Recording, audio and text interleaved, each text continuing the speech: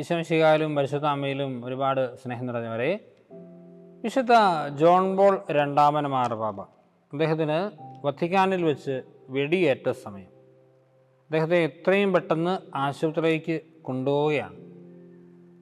ഈ സമയത്ത് ബോധം മറഞ്ഞുകൊണ്ടിരിക്കുന്ന പരിശുദ്ധ പിതാവ് ആ സമയത്ത് ഒരു കാര്യം ഇങ്ങനെ പറഞ്ഞു: എന്നെ ആശുപത്രിയിലേക്ക് കൊണ്ടുപോകുമ്പോൾ ഓപ്പറേഷൻ നടത്തുന്ന സമയത്ത് ഒരു കാരണവശാലും എൻ്റെ ശരീരത്തിൽ നിന്ന് ജപമാലയും വെന്തിങ്ങവും എടുത്തു മാറ്റരുത്. അത് പറഞ്ഞിട്ടാണ് അദ്ദേഹം ബോധരഹിതനാകുന്നത്. അതുകൊണ്ട് അദ്ദേഹത്തിൻ്റെ ആ ഓപ്പറേഷൻ സമയത്ത് ജപമാലയും വെന്തിങ്ങവും അദ്ദേഹത്തിൻ്റെ ശരീരത്തിൽ നിന്ന് എടുത്തു മാറ്റിയില്ല. ഞാനിത് പറഞ്ഞത്, പ്രിയപ്പെട്ടവരെ, ജപമാലയും വെന്തിങ്ങവും ധരിക്കുന്ന നല്ല ഒരു ശീലം നമുക്കുണ്ടാവണം. അത് കുഞ്ഞുനാൾ മുതൽ ധരിക്കുന്നത് നല്ലതാണ്. ജപമാലയും വെന്തിങ്ങവും നമ്മുടെ ചങ്കോട് ചേർത്ത് പിടിക്കും. സ്വന്തമായിട്ടൊരു ജപമാല നമുക്കുണ്ടാകണം, ഒരു വെന്തിങ്ങം ഉണ്ടാകണം. ഇതൊരു അമ്മയുടെ മേൽവസ്ത്രമാണ്, അമ്മയുടെ സംരക്ഷണത്തിൻ്റെ കവചമാണ് ജപമാലയും വെന്തിങ്ങവും. ഇത് നമ്മുടെ ചങ്കോട് നമ്മൾ ചേർത്ത് പിടിക്കണം. ഇത് ശരീരത്തിൽ ഒരു അഭിമാനം തോന്നണം. എൻ്റെ അമ്മയുടെ വസ്ത്രമാണല്ലോ ഈ വെന്തിങ്ങം, ഇതിടുമ്പോൾ എനിക്കൊരു സന്തോഷം ഉണ്ടാകണം. എൻ്റെ അമ്മയുടെ സംരക്ഷണത്തിൻ്റെ കോട്ടയാണ് എൻ്റെ ഈ ജപമാല. ഈ ജപമാല ചങ്കോട് ചേർത്ത് പിടിക്കാൻ എനിക്ക് സാധിക്കണം. ഞാൻ 8ാം ക്ലാസ്സിൽ പഠിക്കുന്ന സമയത്ത് ഒരു അവധിക്കാലത്ത് എൻ്റെ ഒരു കസിൻ്റെ വീട്ടിൽ പോയി. ഈ സമയത്ത് ഞങ്ങൾ കുറേ കുഞ്ഞുങ്ങളുണ്ട്, 8-10 കുട്ടികളുണ്ട്.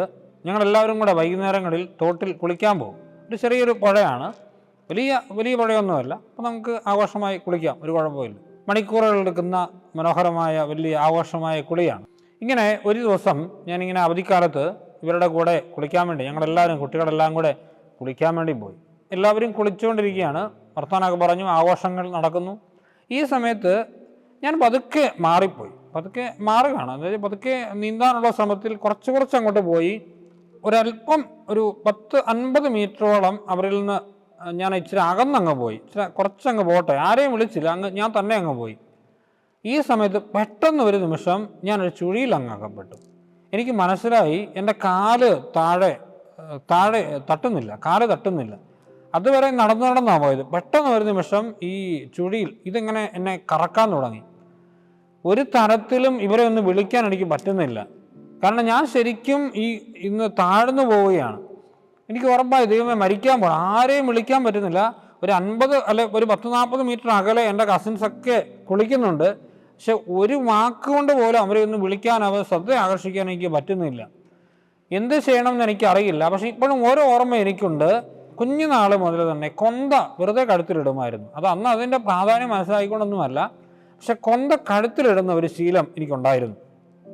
ഈ സമയത്ത് ഒരു തോർത്ത് മാത്രമേ കൊടുത്തിട്ടുള്ളൂ, പക്ഷേ ശരീരത്തിൽ ഒരു കൊന്തയുണ്ടായിരുന്നു. ഇപ്പോഴും ഞാൻ ഓർക്കണം, ഈ കൊന്ത ഇങ്ങനെ ചേർത്ത് പിടിച്ചു. അത് എന്തിനാ പിടിച്ചതെന്നോ എന്തുമാത്രം വിശ്വാസം ഉണ്ടായിരുന്നു ഒന്നും എനിക്ക് അറിഞ്ഞുകൂടാ. പക്ഷേ കൊച്ചുനാൾ, ഞാൻ 8ാം ക്ലാസ്സിൽ, അത് 10, 12, 13 വയസ്സ് പ്രായമുള്ളൂ. ആ സമയത്ത് ഈ കൊന്ത ഞാനിങ്ങനെ ചേർത്ത് പിടിച്ചത് ഓർക്കുന്നുണ്ട്. പിന്നെ പെട്ടെന്ന് ഒരു 2-3 സെക്കൻഡ് കഴിഞ്ഞപ്പോൾ ഞാൻ കണ്ണ് തുറക്കാൻ പെട്ടെന്ന് കാണുന്നത്, ഞാനിങ്ങനെ തോടിൻ്റെ സൈഡിലെത്തി. അവിടെ ഒരു വേരിൻ്റെ താഴെ, വേരിൽ എനിക്ക് പിടുത്തം കിട്ടി, അതാണ് കാണുന്നത്. ആ വേരിൽ പിടിച്ചു കയറി. ഞാൻ കയറിയപ്പോഴത്തേക്കും ഞാൻ അക്കരെ എത്തി. അതൊരിക്കലും സംഭവിക്കേണ്ട കാര്യമല്ല. ഏതാണ്ട് തോടിൻ്റെ നടുവിലാണ് ഈ ചുഴിയിൽ അകപ്പെട്ടു പോയത്. പക്ഷെ ഒരു സെക്കൻഡ് കൊണ്ട് എന്ത് സംഭവിച്ചുവെന്ന് എനിക്കറിയില്ല.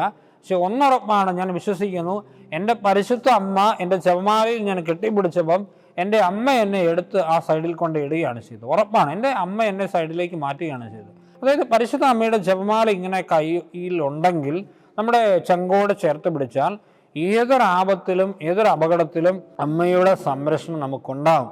എനിക്ക് 2 തവണ ബ്രെയിൻ ട്യൂമറിൻ്റെ ഓപ്പറേഷനൊക്കെ കഴിഞ്ഞാണ്. 2ാമത് ഓപ്പറേഷന് സമയത്ത് ഒരു സംഭവം നടന്നു. വളരെ മാരകമായ ട്യൂമർ സർജറി ആയിരുന്നു.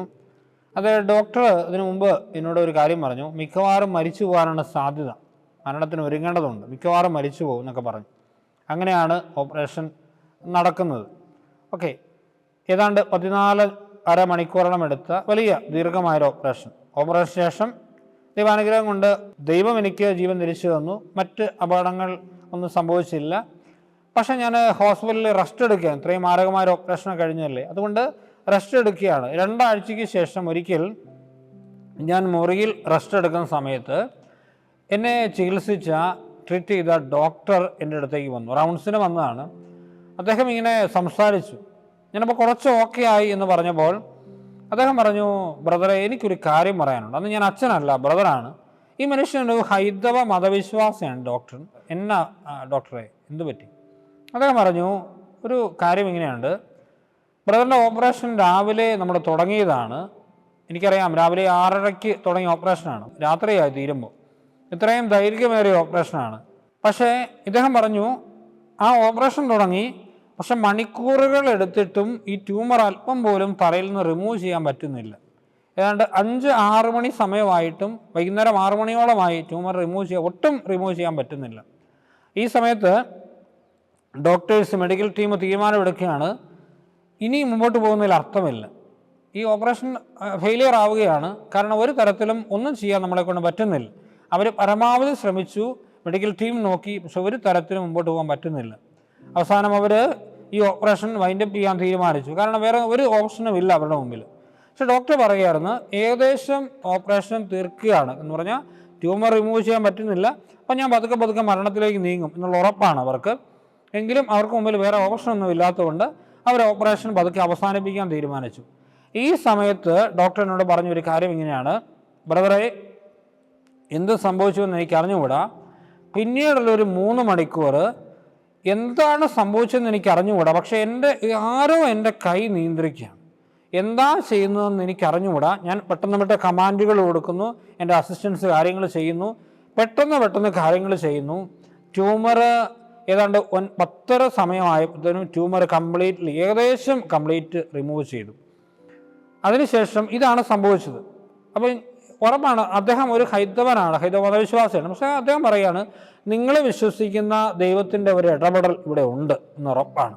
ഞങ്ങൾ 100% വിശ്വസിച്ചു, ഞാനും എൻ്റെ കൂടെ ഉണ്ടായിരുന്നവരും ഒക്കെ വിശ്വസിച്ചു. അതിനുശേഷം 2 മാസത്തിന് ശേഷം പരിയാരം എന്നുള്ള സ്ഥലത്തുള്ള തലശ്ശേരി അതിരൂപതയുടെ ഔദ്യോഗികമായ ഒരു ധ്യാന കേന്ദ്രമുണ്ട്. അവിടെ ഞാനൊരു ധ്യാനത്തിന് പോവുകയാണ്. ഈ ധ്യാനത്തിന് സമയത്ത് ദീപികാരുണ്യ കൗൺസിലിംഗ് ഉണ്ട്. ദീപികാരുണ്യ കൗൺസിലിംഗ് പരിശുദ്ധ കുർബാന എടുത്തു വെക്കും. ഒരു ആത്മായ സഹോദരനാണ് കൗൺസിലിംഗ് നടത്തുന്നത്. അദ്ദേഹത്തിന് മുമ്പിൽ ഞാൻ പോയി അവിടെ ഇരിക്കുകയാണ്. എനിക്ക് മുട്ടുകുത്താനൊന്നും പറ്റത്തില്ലാത്തതുകൊണ്ട് ദീപികാരുണ്യത്തിന് മുമ്പിൽ ഞാൻ ഇരിക്കുകയാണ്, ഒരു കസേര ഇരിക്കുകയാണ്. അദ്ദേഹം ഇങ്ങനെ മുട്ടുകുത്തി സ്തുതിച്ചുകൊണ്ടിരിക്കുകയാണ്. അദ്ദേഹത്തിന് ഈ കാര്യം ഒന്നും അറിയത്തില്ല. അദ്ദേഹത്തിന് ആകെ അറിയാവുന്ന ഓപ്പറേഷൻ കഴിഞ്ഞ ഒരു ബ്രദറാണെന്ന് മാത്രമേ അറിയത്തുള്ളൂ. പക്ഷെ അദ്ദേഹം ഇങ്ങനെ പറഞ്ഞു, അല്പനേരം സ്തുതിച്ചതിന് ശേഷം പറഞ്ഞു, ബ്രദറെ ഒരു കാഴ്ച ഞാനിങ്ങനെ കാണുകയാണ്. എന്നെ ഈശോ കാണിച്ചു തരുന്ന ബ്രദറിൻ്റെ ഓപ്പറേഷൻ നടക്കുന്ന ആ ദിവസമാണ്. അവിടെ ബ്രദർ ഒരു ടേബിളിൽ ഇങ്ങനെ കിടക്കുകയാണ്. ഈ സമയത്ത് ഞാൻ കാണുന്ന ഒരു കാഴ്ച ഇങ്ങനെയാണ്, പരിശുദ്ധ അമ്മ ഒരു ചെറിയ ഓപ്പറേഷൻ ചെയ്യുന്ന ഒരു കത്തിയെടുത്ത് ഈ ഡോക്ടറുടെ കയ്യിലേക്ക് വെച്ചു കൊടുക്കുന്ന ഒരു കാഴ്ചയാണ് എനിക്ക് ദർശനമായിട്ട് കാണുന്നത്.